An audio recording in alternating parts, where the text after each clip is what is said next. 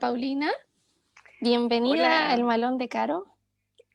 Estoy demasiado feliz de que podamos conversar y muy contenta de poder compartir contigo en este espacio. gracias Caro por invitarme a participar de este espacio. Estuve viendo más o menos el trabajo que ustedes desarrollan y me parece un trabajo muy entretenido, muy bonito y también muy nutritivo para el alma.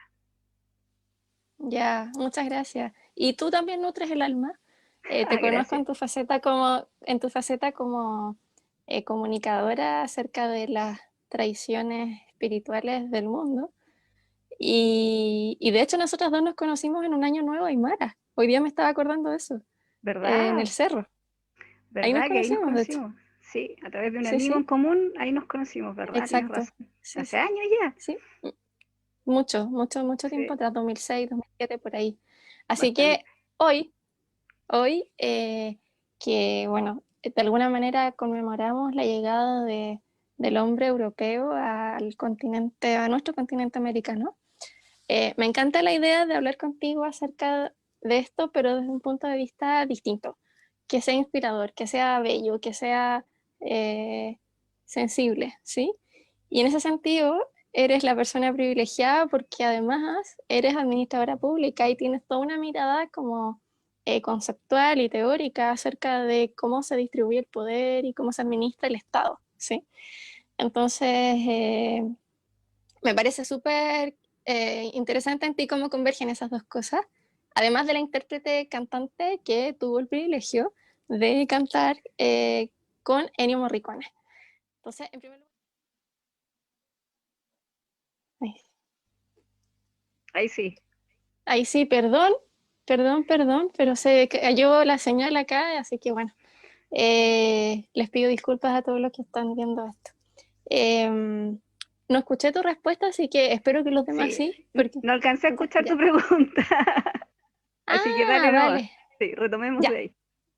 Ok, no, lo que te decía es que para mí es un lujazo poder conversar contigo porque no solo eres una intérprete súper como estudiosa y que profundiza en la obra que le toque como caracterizar, sino que además eres administradora pública y tienes una perspectiva propia respecto a la administración del Estado y al poder, ¿no? Entonces me parecía súper interesante a nosotras juntas hoy hablar acerca de la misión honrando la partida de Ennio Morricone y además abordando como una perspectiva crítica respecto a la conquista castellana. Entonces, te preguntaba qué significó para ti como persona, como intérprete, como mujer, etcétera, como poder cantar con Ennio Morricone ahí dirigiendo. ¿Qué sientes o cómo fue? Para mí fue una experiencia realmente mágica y altamente deseada desde que era muy pequeña, desde que vi precisamente la película La Misión, en esa época, en aquellos años en que Chilito estaba un tanto restringido, la vi por televisión y aluciné un montón con la música. Y yo lo único que deseaba era poder cantar esa música, cantar esos corales que vienen en esa música y sentir esa música y verla. Aparte de eso, que obviamente en esa época también descubrí el western italiano, entonces descubrí al compositor, a Ennio Morricone. Y Ya. yo también rayaba con los western italianos, con todo, y con la música, y con la intención, y con todo este nuevo lenguaje acerca de quién eran los buenos y quién eran los malos, que ya no se ocupa el mismo lenguaje en esa época. Comienzan a cambiar de color, el bueno se viste de negro, el malo de blanco, etcétera. Entonces, para mí, que llegue esta oportunidad fue mágica. Yo llegué al Corusach porque una amiga me dijo, oye, tú debieras retomar el canto. Estuve mucho tiempo sin cantar, muchos años, y me dijo, retómalo, ve a audicionar y ve qué tal. Y fui, quedé para cantar otras obras. Pasó el tiempo y me entero que viene Morricone de nuevo a Chile y que querían contratar al Corusach. Y yo estaba en el Corusach.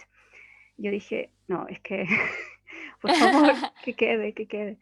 Y finalmente, quien era director en esa época, Santiago, que le mando saludos por si estaba viéndonos, me llama un día en la mañana para darme la noticia de que había quedado en el elenco, así que era bienvenida a sumarme a esto y para mí fue mágico.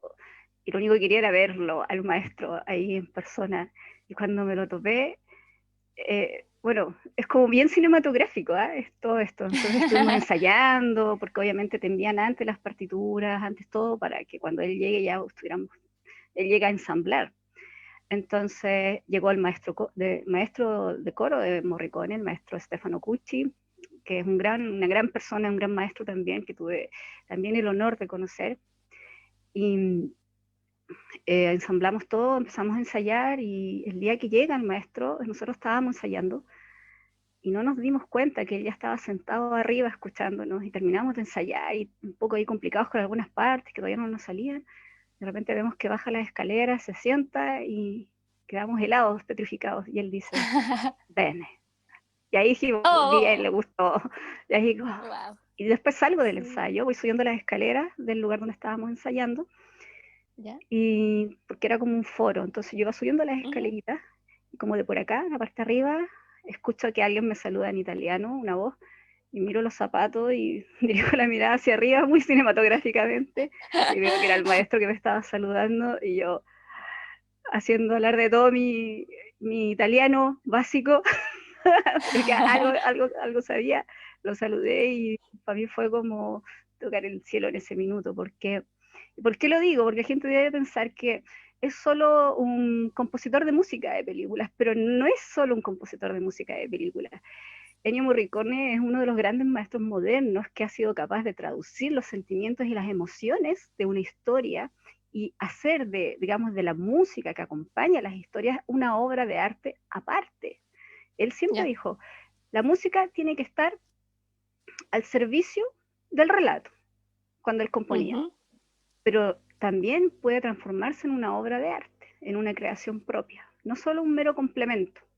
Y eso es Ya. exactamente lo que él hizo. Entonces, sí, ¿qué fue para mí esos días, 2 semanas que estuvimos con él? Para mí fue el éxtasis musical, compartir con los músicos que él traía, estar arriba del escenario eh, y ver, digamos, todo esto, todo el training que se da, todo el de andar dando conciertos a un alto nivel y estar ahí con mis compañeros fue realmente alucinante. Y lo que más me gustó, que fue como mi gustito cinematográfico, fue que igual nosotros, como somos un coro que tiene diferentes edades y digamos, no todos somos profesionales del canto, sabemos mucho que somos amateurs, que nos dedicamos al canto, no estudiamos canto, estudiamos otras profesiones, pero Ujú. sí hemos tomado cursos o nos hemos preparado con profesores de canto, hemos ido estudiando, pero había unos que eran más jovencitos que yo, entonces no conocían mucho esto de la trayectoria de Morricone y del western italiano y todo eso. Y poder explicarles quién era, con quién íbamos a trabajar y más o menos hacerles una comparación, obviamente guardando las respectivas proporciones históricas, pero de quién era, más o menos con quién estábamos, y después ver que ellos entendieron eso y que también se emocionaron al compartir con él, fue como, logré transmitir lo que quería transmitir. Así que, como te Buenísimo. digo, para mí fue una experiencia única, lamentablemente fue irrepetible por las Ya. cosas de la vida y porque el maestro ya estaba empezando como a despedir ya de a poco de los escenarios, pero la guardo siempre en mi corazón y estoy muy agradecida de poder haber estado compartiendo un trozo de mi vida con alguien tan importante para la música. Ya. A mí yo me acuerdo que tú lo compartías en tus redes y para mí era emocionante verlo como la felicidad que proyectabas, como que se sentía que estabas tocando el cielo con las manos y aparte lo que dices tú es súper relevante, él construye un lenguaje propio en la música y que es su sello, ¿no? Y como que fue capaz de dar cuenta de un relato y de contar historias a través de la música. Sí, eso yo lo encuentro como un creador de narrativas musicales, ¿no? Entonces, en ese Claro, sentido, eh, me importa como que quizá me contextualices acerca de qué les contaron o qué percepción tienes ahora acerca de cuál es la relación que estableció Morricone con las misiones religiosas en América. porque eso fue fuente de inspiración para poder armar su obra musical, yo creo. Claro, mira, él cuando lo llamaron para componer la música de esta película, obviamente la película ya está, las escenas ya están grabadas, están filmadas, él va a Londres y ve la película. Bueno, hay una entrevista donde dicen que él se emocionó en algunas escenas, pero le pidieron que tomara, digamos, elementos de la cultura americana, de la cultura guaraní, y que pudiera complementarlo, introducirlo dentro de la música que iba a crear. Entonces lo que él hizo fue justamente tomar estos sonidos de Latinoamérica, digamos, de la parte de guaraní, que son estos sonidos que podemos escuchar, digamos, en la composición de toda la música de la misión, que son estos instrumentos de viento, algunos tempos en la música que tienen que ver mucho con como la forma de las cascadas, etcétera, y eso lo toma de la mano con los instrumentos europeos de esa época también.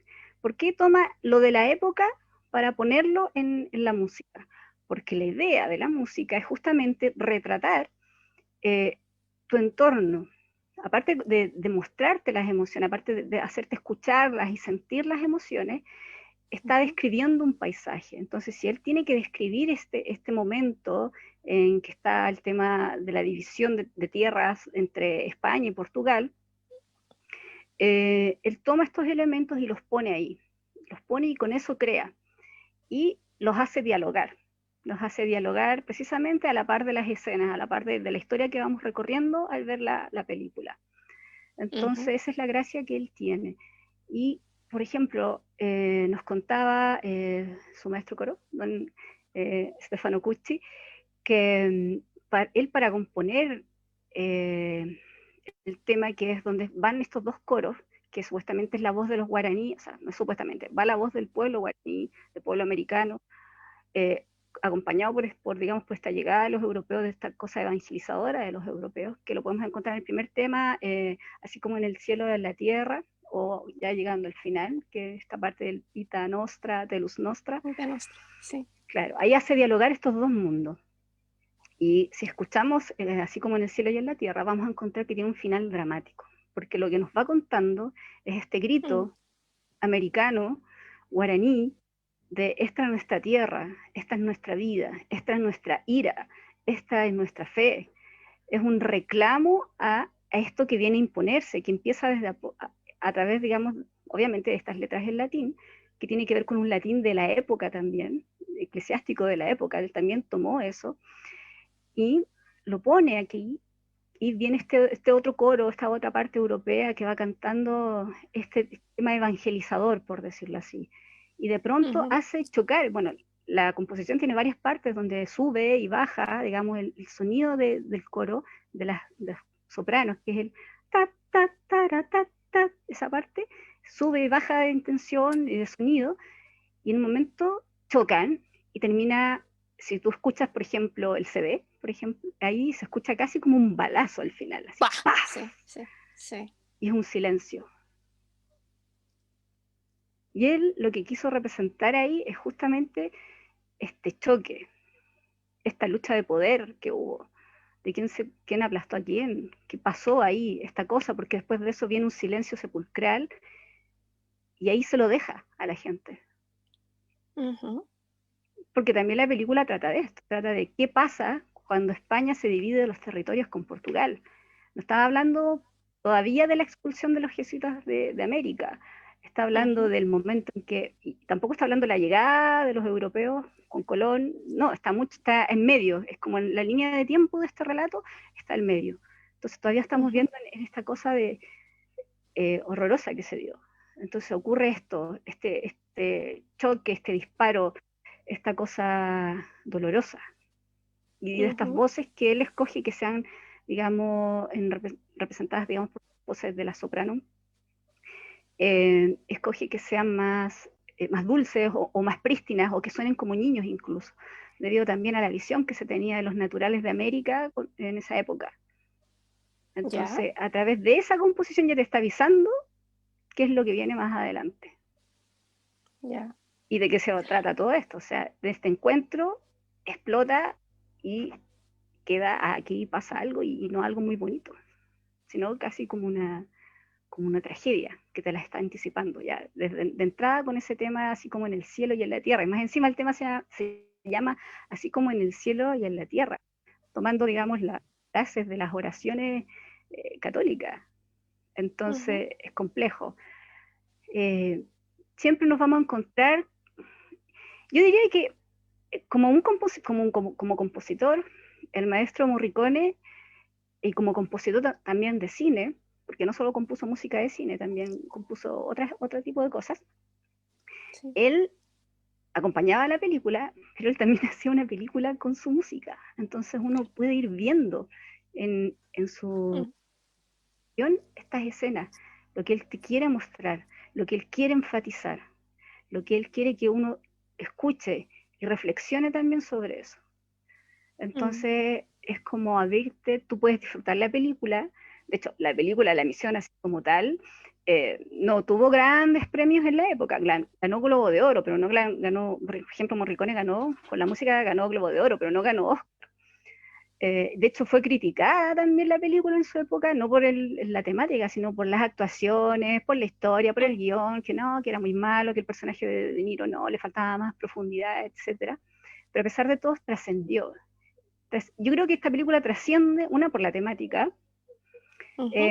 y dos, por la música, porque la música es la que nos impregna la emocionalidad del que está viendo esto y de quien también está siendo partícipe de esta historia. Ya. Y a mí, o sea, me hace sentido todo lo que estás diciendo, pero hubo dos cosas en particular que me parecieron súper decidoras y que están en sintonía con lo que estaba ocurriendo en Europa en esa época.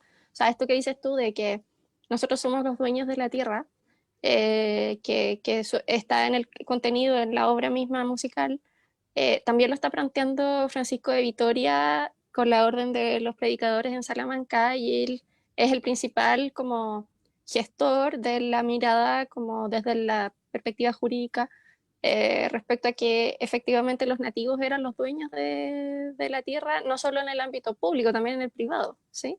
Entonces, en ese sentido, él va a innovar y eso que es súper potente que esté presente en una obra como La Misión, ¿sabes?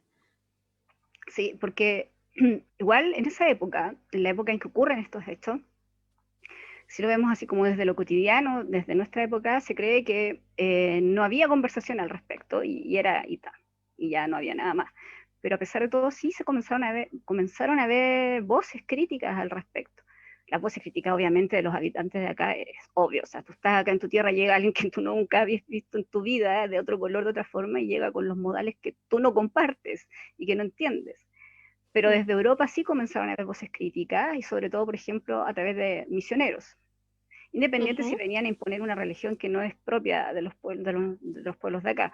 Pero sí comenzaron a ver, comenzó a haber las controversias ahí. Bartolomé de las Casas, y también ujú, se enfrentaron a filosofar, está de las Casas contra Sepúlveda, en el famoso, la controversia de Valladolid, ujú. donde se plantea si la gente de este continente eran humanos, tenían alma, cosa que Ya. obviamente nosotros no, en la actualidad es como, obvio, son humanos, todas las personas tienen alma, pero en esa época se planteaba desde ahí, porque la visión era, Europa era el centro del mundo, y desde ahí era donde se miraba este mundo, y este mundo no tenía contemplado que existiera otro continente, y que tuviese, por ejemplo, en el centro de este continente unas culturas tanto más avanzadas que las que ellos tuvieron, que hubiesen habido imperios también.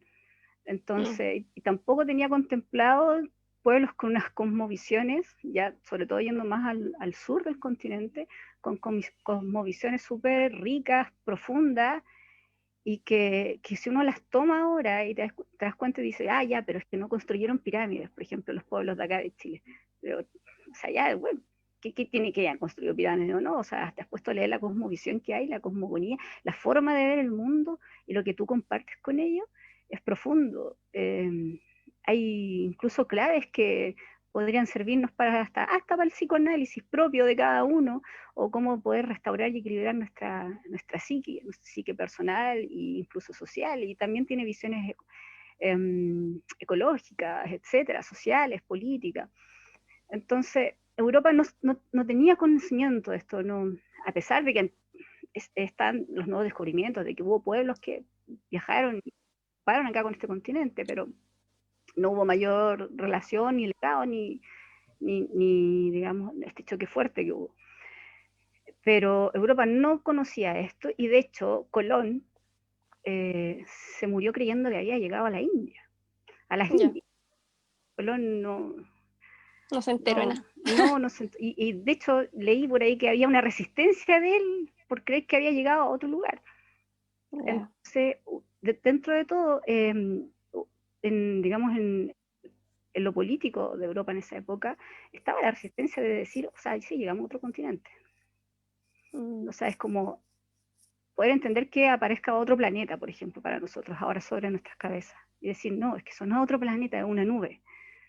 Por ejemplo, hay que también situarse en la forma de ver el mundo que tenía la gente en esa época, que tenía la sociedad y los estados en esa época. Y claro, Europa era el centro, y como era el centro, sobre todo el imperio español, cualquiera que no fuera español o cualquiera que no compartiera esta visión de mundo caía en la categoría de bárbaro, en la categoría que, por ejemplo, los nativos de acá eran, estaba la discusión porque si eran bárbaros, no bárbaros, entendiendo lo bárbaro como el concepto que ellos traían de Europa, con los pueblos bárbaros de allá. Eh, pero era volver casi a los pueblos de este continente, volverlos incapaces relativos, que eran incapaces de gobernarse a sí mismos porque eran ya, primitivos, incivilizados, y no tenían esta madurez ni este pensamiento desarrollado, filosófico, y no tenían como una moral robusta para poder dirigirse como una nación. Entonces, eso era lo que ellos creían, porque no era así. O sea, cada pueblo tenía su forma y su autodeterminación y el cómo gobernarse en comunidad. Y es ahí donde aparece la controversia de Valladolid, donde se dice que sí, que comienzan a discutir ellos de que nosotros sí teníamos alma, y que éramos capaces de pensar nuestras sociedades, pero se pedía acá que dentro de una de las características o sea, de requisitos para dejar de ser un pueblo susceptible de ser, digamos, conquistado barbáricamente, por decirlo así, o de esa forma, o hacer, digamos, de la guerra justa, esa es la palabra correcta, la guerra justa, era que si no eran cristianos, la guerra era justa. ya. Entonces, ¿qué ocurre? Aparece la Iglesia Católica, digamos, con sus misiones para volver los cristianos a través de los jesuitas para evitar que existiera esta guerra. Porque lo que se peleaba, el tema era de no entrar en guerra, porque ¿por qué se iba a entrar en guerra con ellos? Si estaban estos dos bandos, se entran en guerra porque son bárbaros, no se pueden dirigir a sí mismos y no son cristianos. Y el otro decía, no son bárbaros, sí se pueden dirigir a sí mismos y se están volviendo cristianos. Obviamente, Ya, nuestros pueblos acá no, no, no compartían estas discusiones, por supuesto, no, tampoco estaban enterados de ellas. ya. Pero es desde ahí donde parte esta concepción. Y en esa época, claro, el mundo era Europa y el resto del mundo, para ellos. Y lo que estás planteando me recuerda al trabajo de Gastón Soulet, que en algún momento se dedicó a difundir esto de que la concepción del lenguaje y de la naturaleza de los mapuches tenía una cierta referencia y similitudes con la cosmovisión china, que la Mm. filosofía mapuche tenía una relación muy profunda con la filosofía china. Y más aún, yo recuerdo que poco tiempo antes de irme a España, estuve estudiando el trabajo de un belga, un lingüista belga, que él se fue a trabajar a la zona andina y que estaba alucinando con esto de que en la comunidad aymara de Bolivia y del norte de Chile, en sus usos lingüísticos, comunicaban que ellos caminaban hacia el pasado, no hacia el futuro. Como que su... Entonces él decía, esto es una cosa absolutamente inédita en la concepción del lenguaje y por eso estaba fascinado con nuestros pueblos, la zona andina. Entonces, me hace sentido lo que estabas diciendo en ese respecto. Y más aún, yo aluciné con Bartolomé Las Casas. O sea, cuando estábamos yo estudié psicología, tú lo sabes, y cuando estábamos en el curso de antropología cultural, una de las discusiones que instaló el profe era acerca de en qué medida la concepción que hace Bartolomé de Las Casas respecto al buen salvaje, que es un poco lo que dices tú, ¿no? Esto de la pureza del indígena, eh, de alguna manera reivindicaba o permitía reivindicar sus derechos, que fue lo que él hizo toda su vida, pero no lo hizo desde como un afán como únicamente eh, ideológico, ¿sí? Originalmente él se benefició de la encomienda. Lo que pasa es que lo que refleja Todorov, y de hecho recibió premios y recibió dinero y en fin, y cargos precisamente por colaborar con la evangelización. Si el punto fue, o lo que le hizo Crisis, fue ver cómo es que, porque claro, lo que decía posteriormente, dijo Francisco de Vitoria, es la tensión entre que las colonias fuesen extractoras y que se dedicaran a la minería versus la producción agrícola. Que en la medida en que los nativos se dedicaban a la producción agrícola, eran menos maltratados que cuando estaban en el contexto minero. Eso es lo que posteriormente dijo Francisco Vitoria. Pero Bartolomé Las Casas a lo que se opone originalmente es la esclavización y fundamentalmente porque él consideraba que de alguna manera pensar en la encomienda como la figura que legitima la esclavización y que los eclesiásticos y que todos los agentes del poder aquí en América se beneficiaron de eso. Entonces, eh, su énfasis es eliminar las encomiendas y bueno, en la española, que él es el primer, de hecho, Bartolomé de las Casas es el primer sacerdote que se ordena sacerdote acá en América, ¿sí? Luego él regresa y instala como toda su reflexión filosófica ahí, pero él era jurista originalmente, entonces Mm. reivindica esto de los derechos de los pueblos originarios, un poco en línea con lo que dices tú ahora. Sí, y esa reivindicación de aquella época es un antecedente, digamos, para lo que posteriormente nosotros conocimos ya en la historia moderna como los derechos humanos.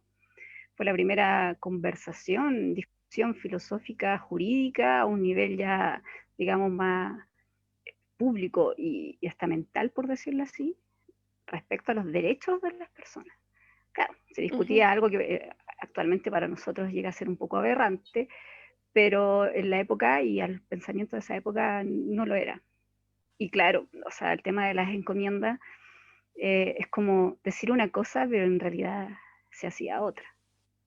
¿Qué ocurrió? Y bueno, digamos que uno de los grandes formas y usos que aún persisten desde esa época hasta la actual, digamos, Yeah. en todo el aparato social y político de nuestro continente, pero que sabemos que viene también de otros continentes, y bueno, y que ya con la crisis global que estamos atravesando es algo que digamos que es propio, digamos, del mundo occidental, decir una cosa y hacer otra.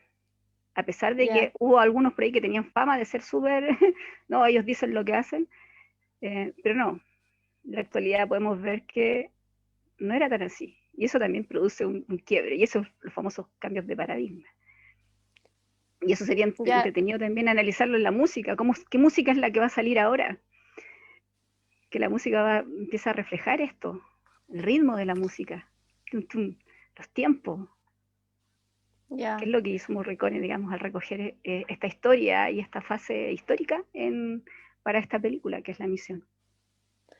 Y, y sobre todo que, de alguna manera, eh, esto que dices tú de los derechos de las personas, o sea, recién, ahora estaba chequeando, recién en 1542 las leyes nuevas prohíben la esclavización y el trabajo forzado y prohíben las nuevas encomiendas. Claro.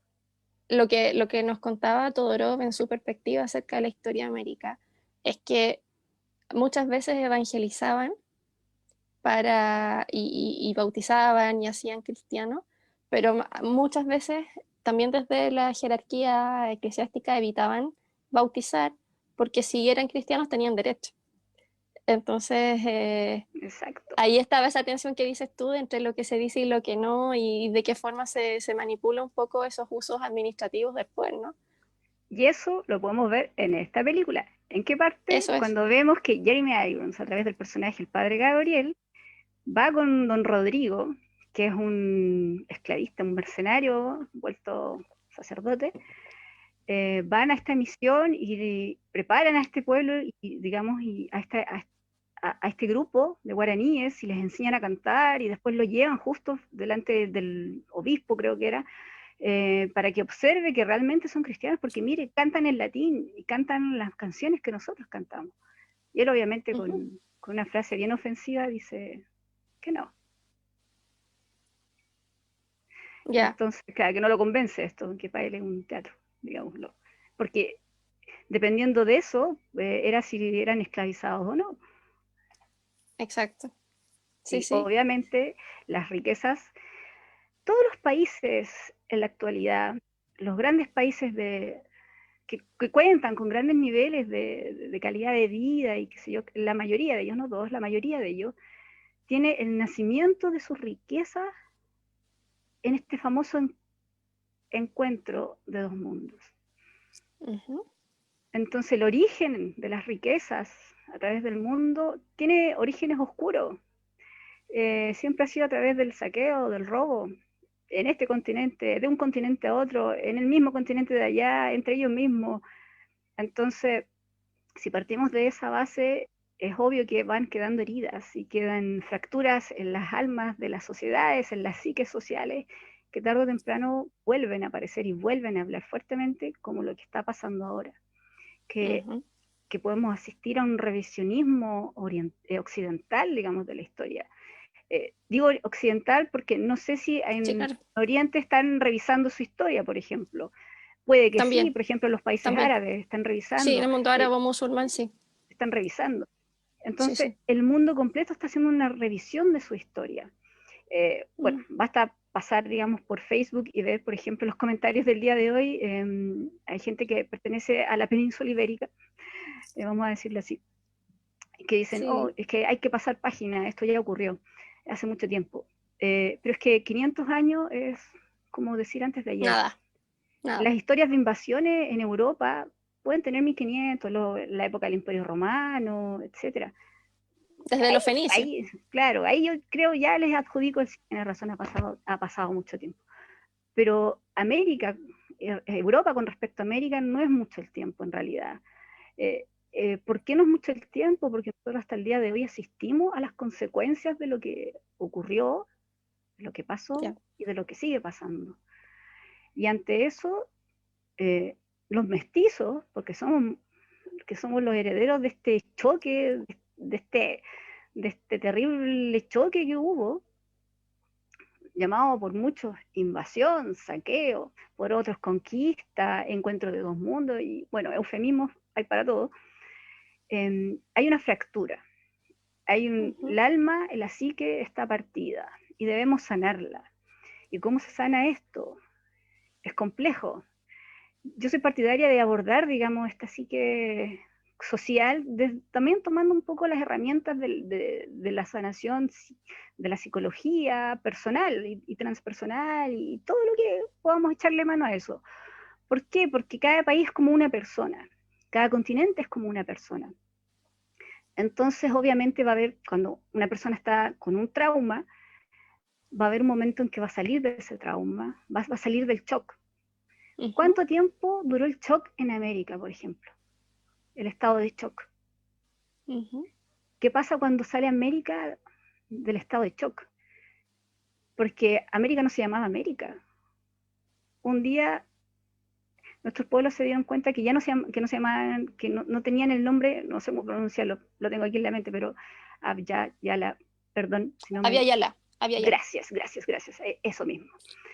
Para Sí. unos pueblos se llamaba así, pero de repente Sí. llega alguien que tú no conocías, con una fisionomía que no te era familiar, esto de tener pelos en la cara, y te dice, no, tu lugar se llama así, y es mío. Y tú, ¿qué? ¿Por qué dices eso? Entonces, cuando volviendo, digamos, al tema de ir revisando los comentarios en Facebook y todo eso, está esto, y también está la lucha de centrar, digamos, el 12 de octubre solamente en Centroamérica, en lo que ocurría también, y sacar los trapitos al sol de los imperios mayas, aztecas, etcétera. Pero es que América no es solo maya ni azteca. América es un compendio de múltiples culturas y claro. múltiples pueblos que, según su entorno y su desarrollo, ellos tenían su nivel y su sociedad, digamos, acorde a su entorno. Eh, ¿Por qué vas a construir una pirámide en un lugar donde tu clima es estable y no necesitas hacer otras cosas porque realmente tus condiciones de vida son otras? No tienes que hacer grandes sacrificios para pedirle a los dioses que den tu alimento, porque Ya. tus dioses te dan tu alimento continuamente. No estás sujeto a los vaivenes climáticos, por ejemplo. O ¿por qué vas a construir una pirámide si aquí pasa temblando y se va a caer? O sea, no tiene sentido. O Ya. sea, no tiene sentido. Entonces, todas esas realidades que ahora las podemos visitar o sea, tenemos las herramientas como para leerlas ahora, son a las que tenemos que tenerle respeto. Siempre digo que cuando una persona sale, América ya salió del shock, y la persona cuando sale del shock y se da cuenta de qué es lo que nos pasó, y se da cuenta que en su tierra tiene hijos mezclados de la forma que fueron, ya Variopinta, sea variopinta. variopinta, ya sea voluntaria e involuntariamente, entiéndase, por violaciones y también por asociaciones voluntarias. Sí, claro. Tenemos que hacernos cargo de eso. Y el mestizo de América Latina tiene también dentro de sí esta pugna constante de qué soy, a qué pertenezco. ¿Pertenezco a mis ancestros europeos? ¿Pertenezco a mis ancestros de acá, de esta tierra? Porque para mí acá esta es mi tierra, pero si a veces viajo y de repente encuentro a alguien parecido a una tía por allá, al otro lado del océano, entonces aparece esto que a, a, a dónde pongo mi lealtad, que es también Ya. los problemas que tiene la gente, por ejemplo, a nivel de familia, de los clanes familiares, las lealtades familiares y todo eso. Esto también pasa con las sociedades. Y Ya. ahí mi humilde consejo es simplemente que los dolores hay que dejarlos que se procesen, o sea, está el trauma, ocurre el trauma, ocurre la fase del shock, se sale del shock, comienzan a liberarse las emociones atrapadas. Y creo que Ujú. estamos en ese proceso de las emociones atrapadas. ¿Qué vamos a ver? Estatuas cayendo, banderas quemadas, eh, porque hay que sacar esto y hay que dejar que salga. Pero quizá no es la forma. Yo siento que precisamente eso dio la posibilidad de hablar desde distintos enfoques Sí, y, pero y, decir, y de alguna manera hacernos cargo también, porque, o sea, si somos justos, también los, los, eh, los patriotas chilenos, por ejemplo, no necesariamente al constituir el Estado-Nación chileno consolidaron una línea de trabajo que respetara y honrara efectivamente a nuestros pueblos originarios. no, Entonces, es que el Estado, sí, desde ese momento en adelante, no, y así en el resto de países latinoamericanos. o sea, es Tampoco que es que una vez el que fuimos Estado, independientes, sí, la conformación del Estado Nacional acá en América no contempla la multiculturalidad existente en estas tierras. O sea, tenemos que ese es el tomar punto. atención que se construyó, digamos, sigue siendo desde un punto de vista blanco europeo, blanco descendiente de europeos, sin tomar en consideración la existencia de estos otros pueblos que sí tenían mucho que decir. Y es por eso que ahora en la actualidad, por ejemplo, aparece el poder constituyente nuevamente y estas formas de poder crear, digamos, nuestros marcos teóricos y marcos legales, aparece el hecho de que sí se considere esta multiculturalidad que habita esta tierra, porque sí tienen algo que decir, más encima si estaban antes que los otros.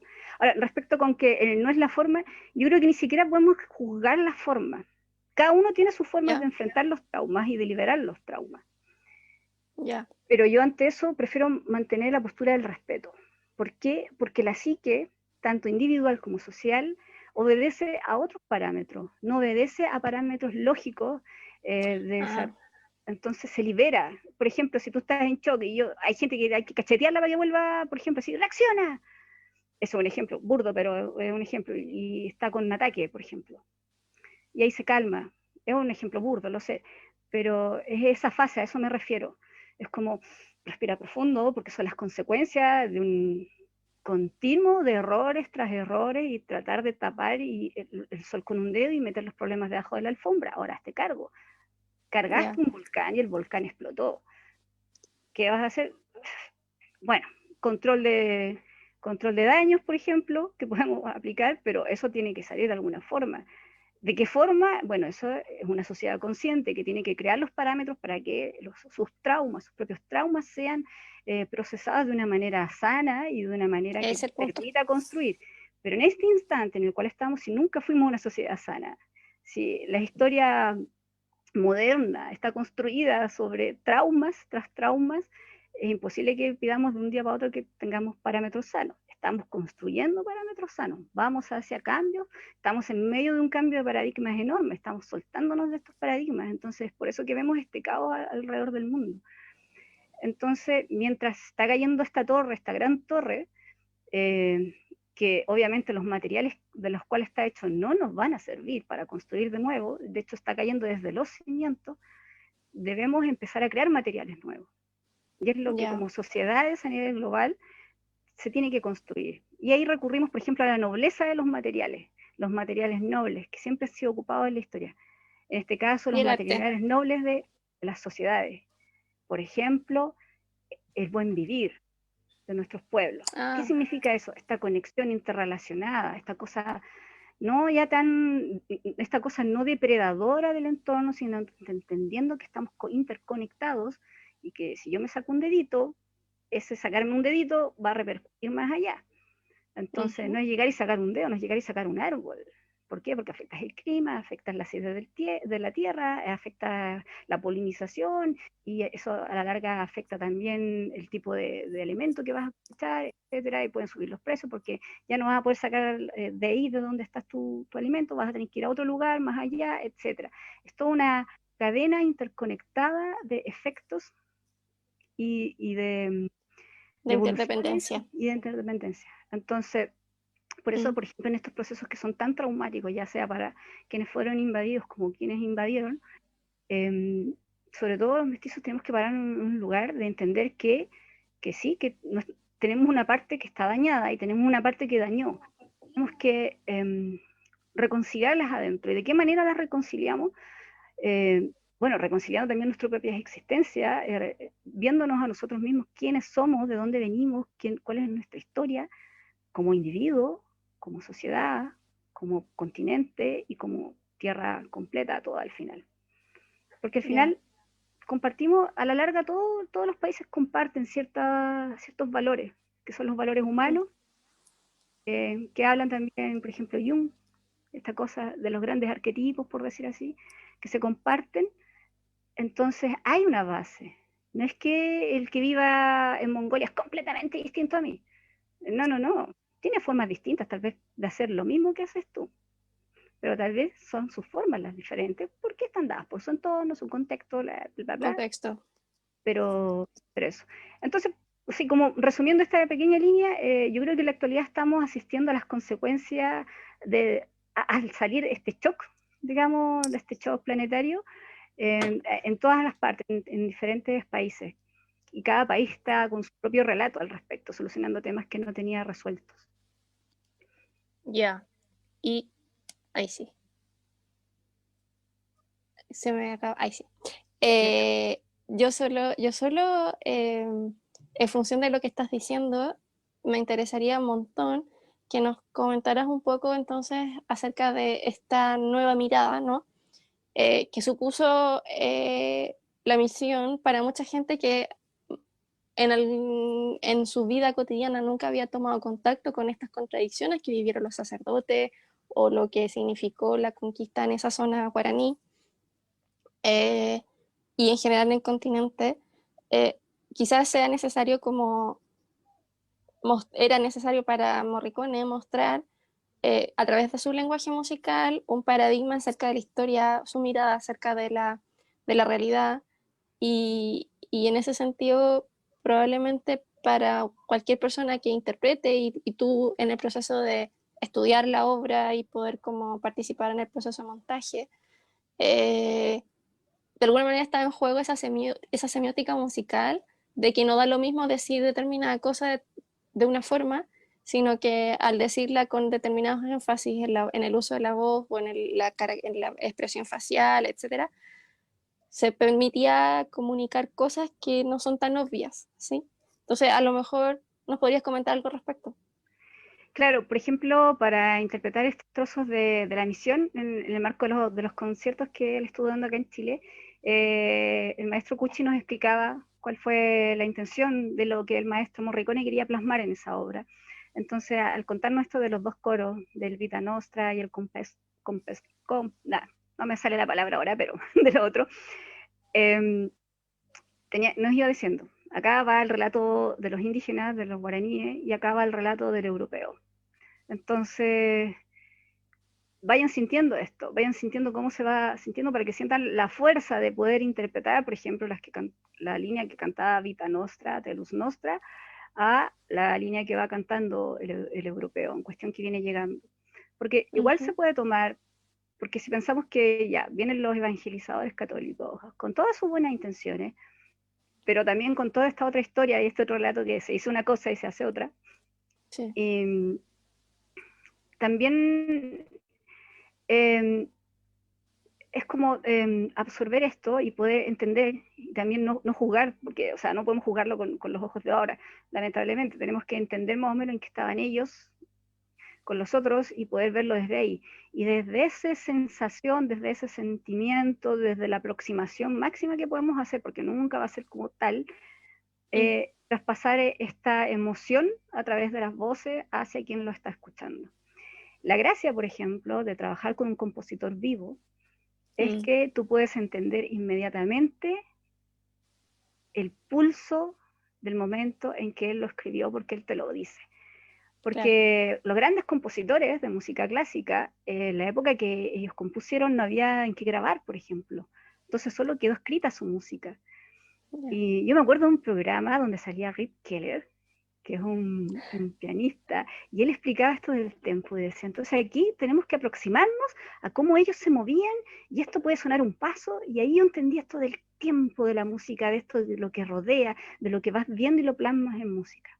Entonces, lo que podemos tocar ahora, interpretar de los grandes compositores previo a las grabaciones, son aproximaciones, ideas de cómo era este pulso social en la historia de ellos.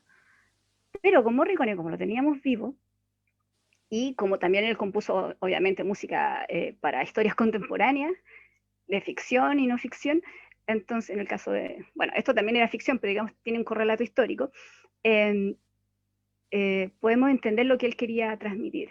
Entonces, al tener a la fuente directa, sabes perfectamente dónde hacer el hincapié y qué sé yo. Ahora, él siempre dijo que él era compositor, ¿ya? Que cuando le piden hacer estos conciertos, ahí tuvo que ser director, ¿ya? Bueno, ya, pero él, su carrera tal es de compositor. Entonces, pero uno ya de tanto escuchar y entendiendo más o menos cuál es su mundo, cuáles son las formas de crear, interiorizándote en la narrativa creadora del maestro Morricone, uno ya puede entender y anticiparse y saber y poder traducir lo que él está diciendo. También, y bueno, y también con la ayuda del maestro Cucci, que también él trabajó con él por muchos años, hasta ya los últimos años que estuvo trabajando.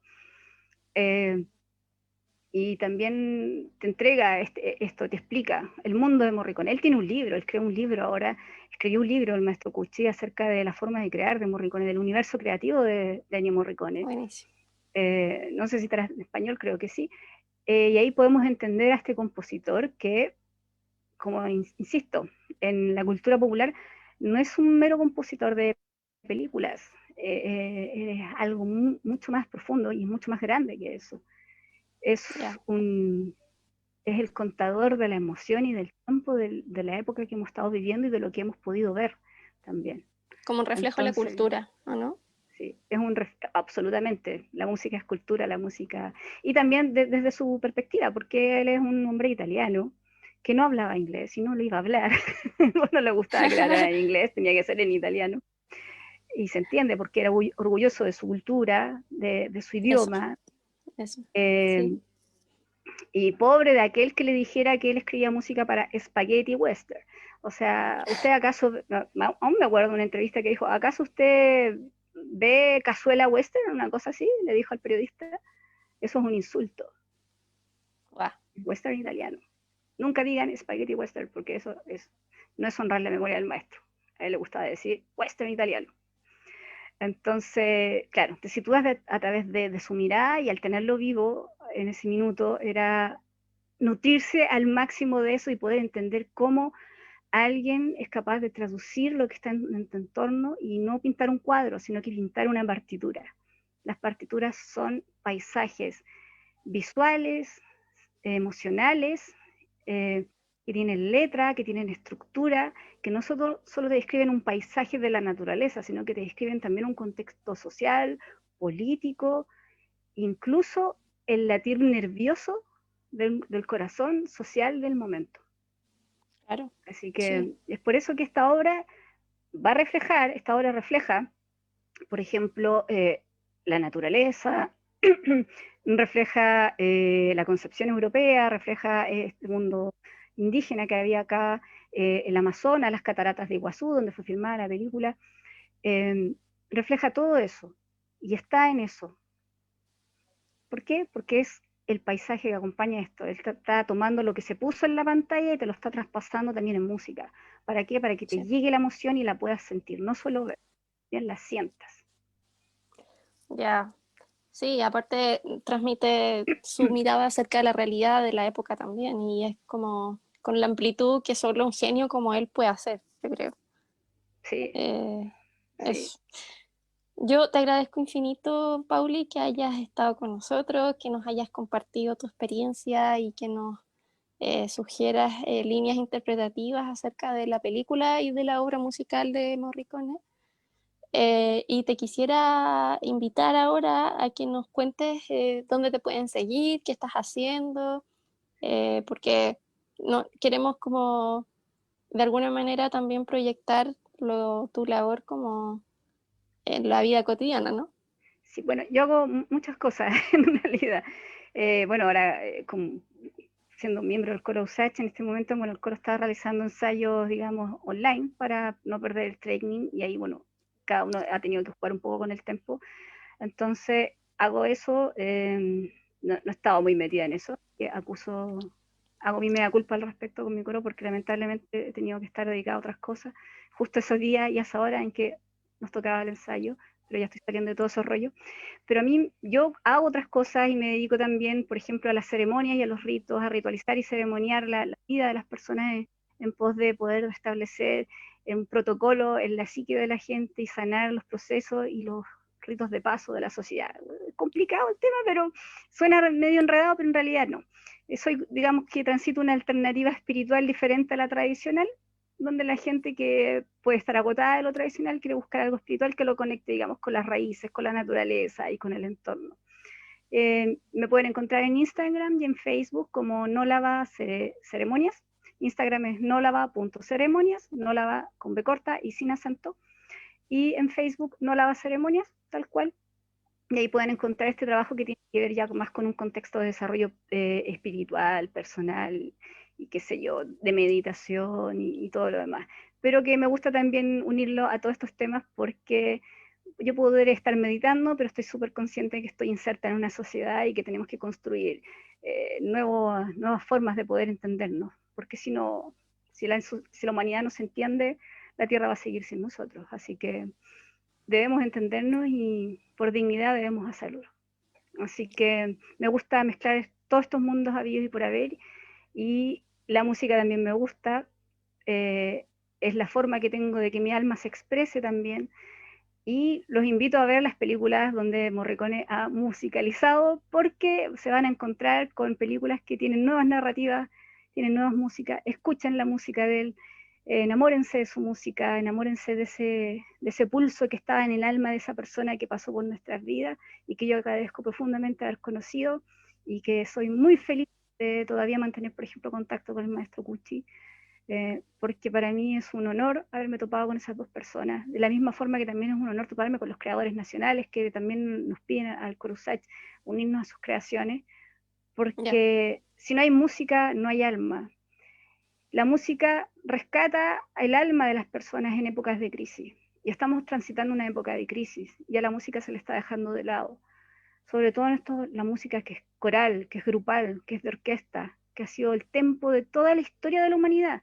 ¿Qué fome es ver una película sin música? ¿Alguien podría verse Gladiador, por ejemplo, sin música? ya. No creo. ¿Alguien podría ver El Señor de los Anillos sin música? ¿La Guerra de las Galaxias sin música? No se puede, ¿verdad? No. No entra el trasfondo de la historia. ¿Cómo salimos de nuestras expresiones de la depresión si no es con música? ¿Cómo acompañamos este tiempo de COVID si no es con música?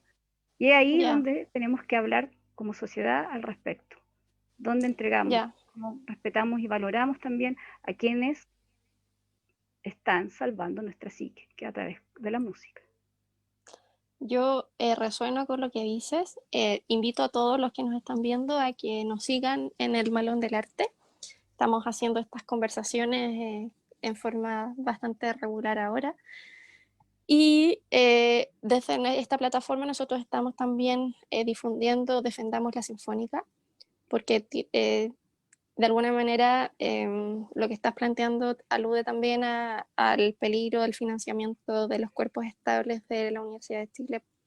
Y por supuesto, no, nos sentimos interpelados por esta necesidad y estamos compartiendo aquello en nuestras redes, tanto en Instagram como en Facebook. Sí. Y Lamentablemente porque, este no es un problema solo de nuestro país, también ya, está ocurriendo en muchos países. En Italia también ya, hubo manifestaciones de los técnicos de música y están también con el mismo tema que acá. Entonces es un tema que ya, nos atañe a todos como humanidad, ya, absolutamente. por supuesto. Pero necesitamos un 1% del presupuesto nacional Exacto, para cultura, mínimo. Es sí, como lo que nos merecemos. sí. Y es por sanidad, por sanidad. Esto no es superfluo. El arte, la música no es algo banal que yo pongo y escucho y ya. No. El día que no escuchen nunca más sonar los instrumentos, ni las canciones, ni las voces de la gente que canta el alma de un país, ese día se va a apagar los ojos y el brillo de ese país. Y eso no puede Mm, ser. No podemos permitirnos otro apagón cultural. Imposible, ya. porque es apagar el alma de un país, de una nación, de un continente, de la tierra completa. Ujú.